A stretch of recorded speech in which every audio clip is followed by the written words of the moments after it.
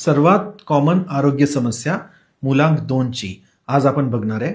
तसंच त्यावरचा पॉवरफुल उपाय तोही विनाखर्चिक आपण सांगणार आहे. जर का तुमचा जन्म कोणत्याही महिन्याच्या 2, 11, 20 किंवा 29 तारखेला झाला असेल तर तुमचा मुलांक झाला 2. स्वामी ग्रह चंद्र.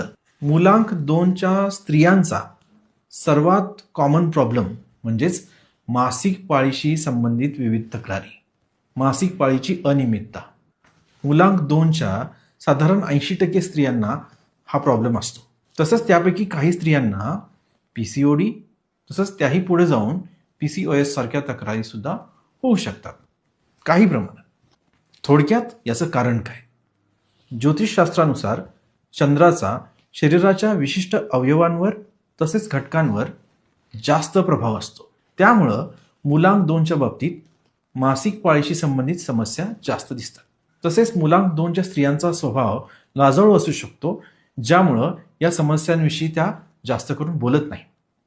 तर या बाबतीत निसंकोचपणे व्यक्त होणं ही काळाची गरज आहे. तसंच घरातल्या पुरुषांनाही या बाबतीत संवेदनशील असणं गरजेचं आहे. तर या समस्येवर प्रभावी उपाय काय? तुमच्या सप्तचक्रांपैकी स्वाधिष्ठान चक्राचं हिलिंग करण्याची तुम्हाला गरज आहे. वम हा त्याचा बीज मंत्र आहे. रोज 108 वेळा वम या मंत्राचं तुम्हाला उच्चारण करायचं आहे. या उच्चारणामुळे स्वाधिष्ठान चक्राच्या ठिकाणी व्हायब्रेशन्स निर्माण होतात आणि त्यातून त्याचं हिलिंग व्हायला सुरुवात होते. हे मेडिटेशन करताना तुम्हाला डीप ब्रीदिंग करायचं आहे. तसंच तुमचे डोळे बंद करून तुम्हाला व्हिज्युअलाइज करायचं आहे की या विश्वातून नारंगी रंगाचा प्रकाश येत आहे आणि तो तुमच्या स्वाधिष्ठान चक्रावर पडतोय. त्यामुळे त्या चक्राचं छानपैकी हिलिंग होतंय, ते समतोल बनतंय, ते ऍक्टिव्हेट होतंय.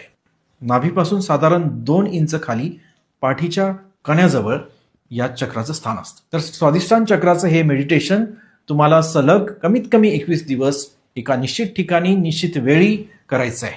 मी तर म्हणेन याला तुमच्या जीवनशैलीचा भागच बनवून टाका, म्हणजे आपोआपच मासिक पाळीशी संबंधित समस्या कमी कमी होत जातील आणि जवळपास गायबच होतील. परंतु तुमची मेडिकल ट्रीटमेंट तुम्हाला चालू ठेवायची आहे आणि एक दिवस तुमचे डॉक्टरच त्याबाबतची ट्रीटमेंट बंद करण्याचा तुम्हाला सल्ला देतील, कारण त्याची गरजच उरणार नाही.